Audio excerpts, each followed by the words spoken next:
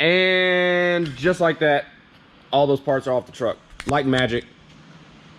It came in the shop. 10 minutes. Took 10 minutes. You guys don't know, I had that done in an hour. No, it really took like half of yesterday. But it's cool. Luis told me I had to get a whole bunch of stuff done before he got here. And I did my best. Jerry came in after he ran some errands and helped me get the last bit of stuff off of it. We are literally like a handful of bolts away from pulling the motor out of the truck. I'm pretty proud of myself because, again, like I was telling y'all on my Instagram stories, I'm not a mechanic, never claimed to be. I can turn wrenches, I'm pretty competent there, but when it comes to anything like real, like problem solving, anything real in depth, you kind of lose me. So, with that being said, the man, the myth, the legend, Luis, Creative Street Designs. Yeah. All the way from Texas to help a brother out. And we are doing what today? Well, we're drinking some coffee. Yep, I don't drink coffee. We're sitting here holding up a beautiful Snap-on toolbox that Jerry owns. And then we're about to get into this piece of crap. Truck that we've got sitting here on the lift. I mean, hey, you know, it's a nice, beautiful, completely torn apart. It was destroyed, wrecked, not even worthy of being on the road specimen. Those things don't go together. That we are going to then drop a whole heck of a lot of bald eagles in. Yep. We're going to make a rip. Yeah, horrible. All right, so what we're going to do is we're going to get this motor out of this thing. And then we've got a lot of the parts laid out here on the table. These aren't all of them. These are just some of the smaller parts. Cam bolt, throttle body, trunnion upgrade, rockers, got the lifters in there, plugs, yada yada, and the rest of the crap's over there. And yeah, we're just gonna get going, see how much we can get done today. Hey, my homie Mitchell, if you're watching this, when you watch this, I know you just got a new project. I don't know what you're doing with it. I read somewhere that you're doing some turbo stuff. I'm coming for you. Not really, bro, but we'll see somehow. Maybe we'll get into a place where it's at the same event, we'll race for sure. I'll be on 24s, you'll be on whatever you're on. We'll swap tires. It'll be good. Jerry, what are you gonna be doing today?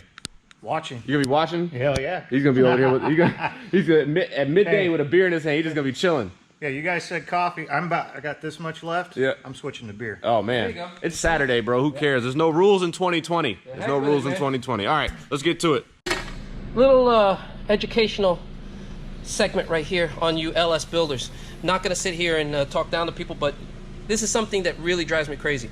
So on LS's, in general, when you're taking off the exhaust manifolds or your headers, if people are using the factory bolts, what tends to happen is the front bolt or the rear bolt on the engine, on the head itself, usually breaks. The head breaks off, or the bolt breaks off, or it's just sitting there broken. You'll sometimes see these things in a junkyard with 2, 3, 4 bolts already broken.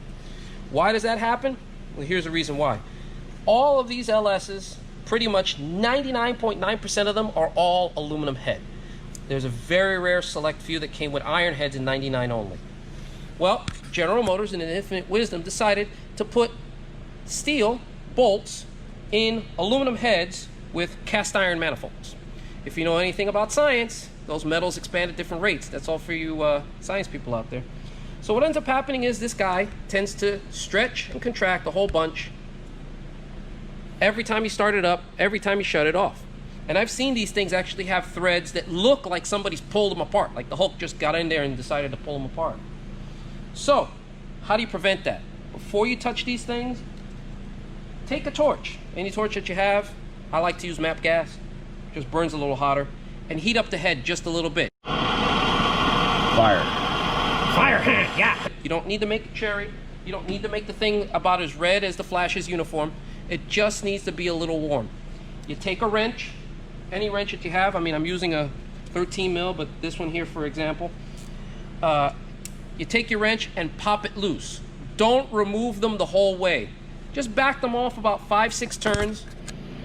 Warm the next ones up, and then as you come back, just walk them slowly. Take your time. If you feel it creak or catch, go back and tighten it up, heat it up a little more, come right back out. This way, you're not paying your exhaust guy sometimes upwards of $150 a bolt to get them out of the head. Oof.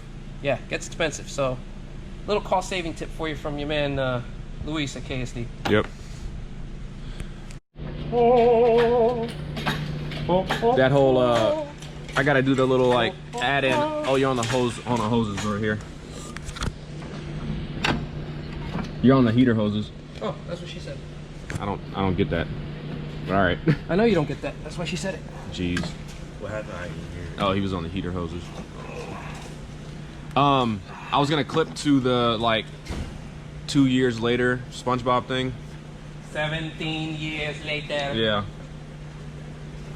I gotta turn this The good thing about video, guys, is that you can manipulate time.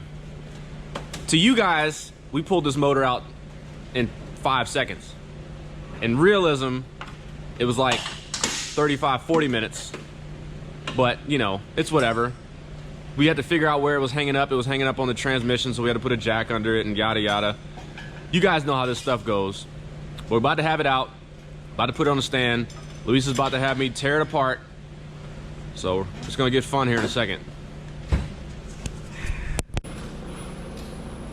So here's where we're at. So what you're gonna end up doing is, what's up, folks? My boy American Muscle over here. What up? Garrett, taking apart the sensor. So the 8s come off. Valve covers first. Yep. They get flipped down on the floor. Okay. Then you do not use the gun. You use the ratchet to pop the rockers. Okay, yeah. Just to pop them loose. Yeah. Okay? Then you go back with the gun to take them off. Okay. So do that first, please.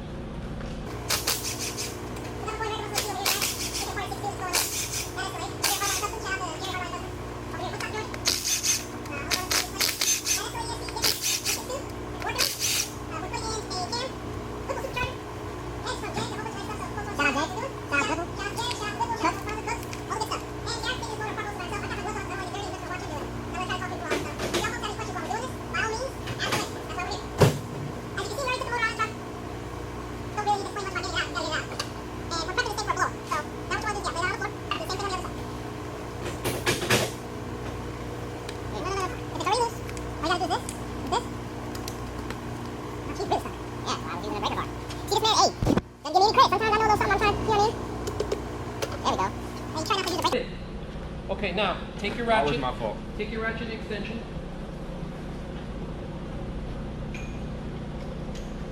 And pop loose the 8 mils. Now, one of the things you never want to do is you never want to use an impact removing the bolts that hold in the rocker arms. So, yeah, just crack them loose. There you go. Crack it loose. There you go. Now, don't remove the ones that are on the way down. So you see the springs? So this one's down. Yeah, you see that one's down? And this one's on its way down. Right. You don't want to remove them. So what you want to do is just crack them all loose. There you go. Keep going. All the way down the row. You know what I did last time on the Silverado? What'd you do? I stripped one of these. Oh, I remember that. It pissed me off. And I think the reason why I did it was because I used a multi-point socket or something like that. Mm-hmm. Something stupid. I was like, God dang it.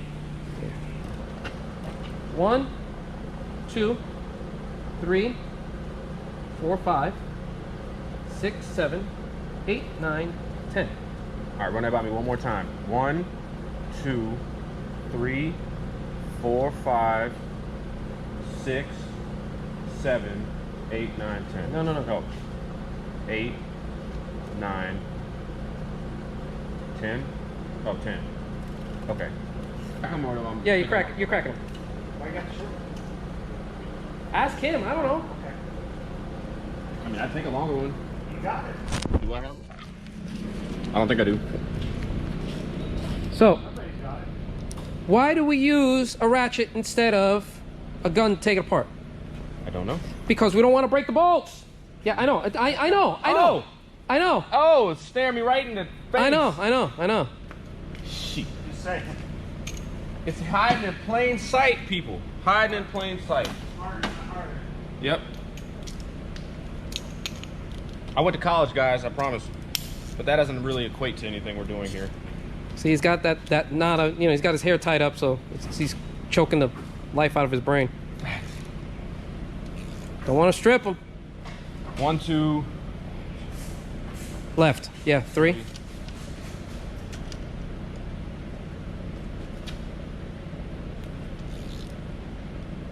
And instead of pushing up, 4 over towards me.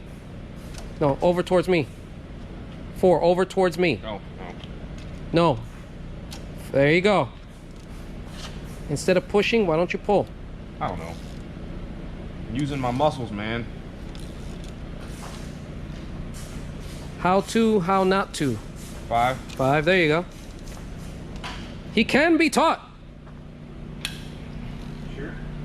Oh, well, it's up for debate. 5, 6. There you go. He's learning. He's learning, folks. We might have us a mechanic here. I don't know about all that. No, no, no, no, no, no. 5. That's 6. Where's 7? To the left. 7. There you go.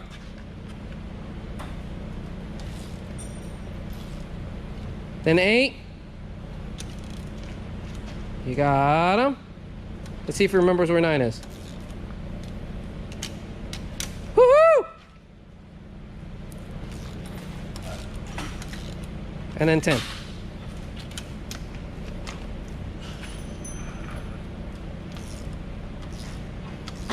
Okay, good.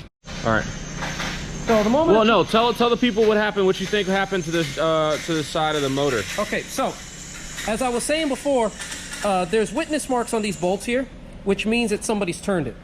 They're not as evident on these bolts, and these bolts, I know we just touched them. They were pretty much what we call virgin. Mm-hmm. These bolts here were turned before. If folks don't understand, the bolts on an LS, the factory bolts, I'll show you, are what they call torque to yield. What that means is when you put them in, you have to make a mark on them and then twist them to stretch them in the motor a certain amount of degrees. Well, generally what will happen is you'll leave marks on the bolts. Now the factory, when they do it, they've got these $1 million guns that do it and never leave a mark on the darn thing. But when a guy like me tries to do it, I always leave a mark on it. Well, there were marks on these bolts, no marks on those bolts. The other thing that I could tell is that the corners, these head gasket corners, look way newer and different versus the other side. And if you look here even more, it looks like this part of the block deck got machined a little bit. So what's your theory? My theory is, again, like I said before, there's a lot of DOD lifter failures with this thing. This truck may have come in with a bad DOD lifter or a rattling lifter to the dealer at some point, and they diagnosed it, and instead of replacing the whole engine or doing, an R&R, remove and replace the whole motor and just warranty the whole engine, they may have charged for an R&R and a complete motor, but they pulled the head off of this side, pulled off the 4 bad DOD lifters, replaced them, threw a head gasket, put new head bolts on it, called it a day. Is that an easy fix for this? Can you just take the head off, replace the lifters, throw the head right back on without doing jack to it? Yeah. Is it how I would do it? No, it's kind of scumbaggy, but it'll work. I've got a scumbag mechanic Escalade, or at least the motor. So we're gonna pull the head off, see what we're looking at, and yeah, go from there. See what damage we got. I don't think there's any damage. Little trick: exhaust intake, pull, and come back. And she's gonna rain. It's gonna rain. That wasn't too bad. Oh, this sucker's been rebuilt. What? Unless that's a factory piston. 15. It's 14. So this is gonna say, if it's what I think it is, it's gonna say 606. It's gonna say 6062 on it. Yep, it's a replacement. So this is the LS9, the infamous LS9 head gasket. The way that you know that the engine was going through is that the other side probably will not have the same one. So we're gonna take the same one off, but cylinders look good. Block material, block face looks pretty decent. We're gonna have to razor blade it. It has been gone into before, definitely. They did replace the DOD lifters at one point. And there's some junk in here that they got. So this motor was out in the air for a little bit before they put it back together. Cool. I don't know who was the insane joker, mad, crazy, whatever, freaking Borat guy that decided to fix this thing. But before my buddy Garrett got it, the head, as you saw in the previous videos, for whatever reason, was taken off on this side. And in more investigation and in looking and stuff like that, we can see that the cylinders and the crosshatch is pretty clean on this side, but there's numbers stamped on these pistons that don't match the numbers on these pistons. And the head gasket on this side looked like it had never been touched. Well, took this side head off, and Jerry over here, Hardline Customs, took a look at it just to be sure that I kind of confirmed my own suspicion. And kids, if you're kind of on the fence, it doesn't hurt to have somebody else look at something before you tell them anything. This way they tell you the same thing and you kind of confirm it. So there's a lot of rocking on this side. There's a lot of marks in the cylinder, a lot of hot spots, a lot of high spots. It doesn't look the greatest. It's going to need rings, definitely going to need bearings at some point. Whatever happened, somebody rebuilt the driver's side of this engine, so all the odd number cylinders, 1, 3, 5, and 7. They put new bearings, new rings, possibly new pistons, a new head gasket, and sent it, but left the passenger side, the 2, 4, 6, and 8 cylinders alone. Is that a bad thing? Yes. Is this motor going to live 150,000 miles? No. Is Garrett going to have to get me another freaking motor to put together to take all this stuff back out later on and put it on another motor probably in about 3 to 5 months? Yeah. Only 3 to 5 months? But am I going to send it? You're damn right. God bless it. It's time to send it. I don't like that. I don't like 3 to 5 months. All right. Factory head. Brand new. Shout out to Jegs. Shout out to Jegs. Jegs branded LS3 heads. So a lot of y'all might be asking, why are we putting brand new stock heads on a truck that had stock heads? And I'm going to answer why. Okay. One of the things you can tell, and this is one of the things that I try to go over a lot of, is sometimes the cheapest is the dearest, and you don't want to step over dollars to pick pennies. This truck's got 100-some-odd thousand miles on the engine, and it looks decent. This is pretty good to go. But as you can see, there's some discoloration and some carbon buildup. Also, there's some hot spot here on the exhaust valve. The intake valve's got a little bit of spotting. Generally, what will happen is you'll get some cracking. Which head is this? The new one? This is the old one. Okay. No, I mean, so, like, this was the one that was taken off? Or the yes, one that this is the one that got taken off. Okay. So most takeoff heads, sometimes you'll have some cracking right here in the valve seat. As you can see, there's a lot of ash and hot spotting on the exhaust valves. There's some carbon buildup, some metal buildup up in here. Again, nothing that I don't normally see, but it usually costs anywhere between $200 to $300 per pair. Yeah. Oh, per pair. Per pair on average, just to get them cleaned. Yeah. To do a proper valve job, valves, new seats, seals, out the door with a good machine, you're probably talking somewhere around $500, maybe $600 for the pair. For the pair. So you're already $800 into it. Right. Whereas you can go to Jegs and get a brand new head for $800 each, but it comes with brand new valves. It comes with brand new springs, brand new seals, and locks and everything. Now we're going to be changing these springs, and we're going to also be changing these seals because we've got a nice trick spring kit from Texas Speed that we're going to be using. But if you were just doing a stock rebuild, or if you were doing a mild cam, this would work for you. Jegs. And you know they're Jegs branded. Yeah, I know they're Jegs branded. You said Texas Speed. Oh, my bad. We did get some parts from Texas Speed. Shout out Texas Speed. Some of the parts that we did get from Texas Speed were some of the DoD delete kit parts. So we got like the valley cover, timing cover, timing cover, gasket, and cover. What else did we get from the lifters, the Johnson lifters, and a handful of other things.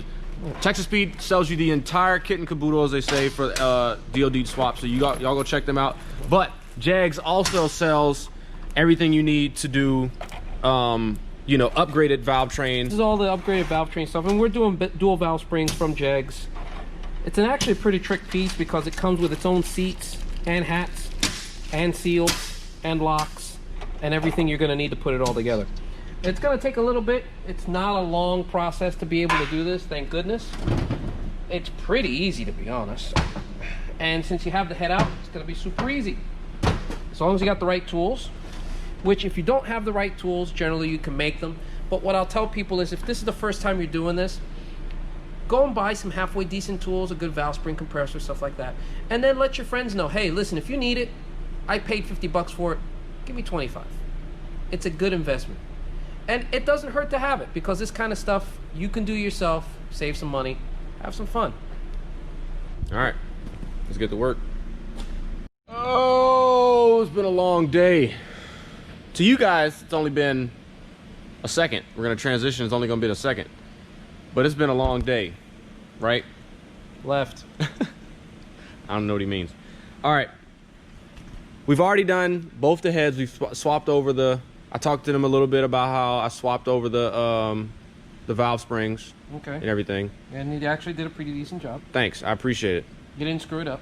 I didn't screw it up. You didn't break it. I didn't break it. I didn't have to come over here and hit you over the head with something very hard and metal and... Well, that wouldn't be good. That'd be counterproductive. Anyways. But it'd be fun. Maybe to you. I don't know. I wouldn't enjoy that. Anyways, tell the people why you decided and we decided to do ARP studs instead of bolts. Ah, why did we do it? Yeah. Okay, well, ARP, the good folks at ARP are absolutely the cat's ass when it comes to fasteners. Bee's knees? Yeah, that's it. If you're not using them for your engine bolts and fastener needs, you're not, trying. I mean, it's just a known thing. Why do we use studs instead of bolts? Well, if you look at a bolt versus a stud. So what happens is a bolt screws into the block like so, and the head gets sandwiched in between it, obviously, and the head of the bolt pushes against the cylinder head, holding it against the block. As pressure builds up in the cylinder and stuff happens, the nice boosty boy starts making some stuff. It wants to lift the head outward, stretching this bolt. What ends up happening is you have the bolt stretched, and the clamping force is at the head instead of down here at the threads, and then it tends to want to rip the threads out. With studs, as you can see, this has 2 sets of threads. This little bottlenose here goes into the block, and this end sits up. What ends up happening is you have a stud sticking out, and then the head sits on it, and then there's a nut and a washer that sits on that. So the clamping force is distributed on the threads evenly instead of distributing it across the bolt. So what ends up happening is you get a stronger clamp, you get more holding power, and you get something actually able to hold 2 pieces together longer, under more pressure, and distribute the stress evenly. Plus, these things are freaking cool. They are cool. Cylinder head walking. It's ridiculous. It's really a bad crip walk. But I guess it's not really a crip walk because he's cylinder head walk. Anyways, we're putting the head on. That's what she said. Yeah. Boom.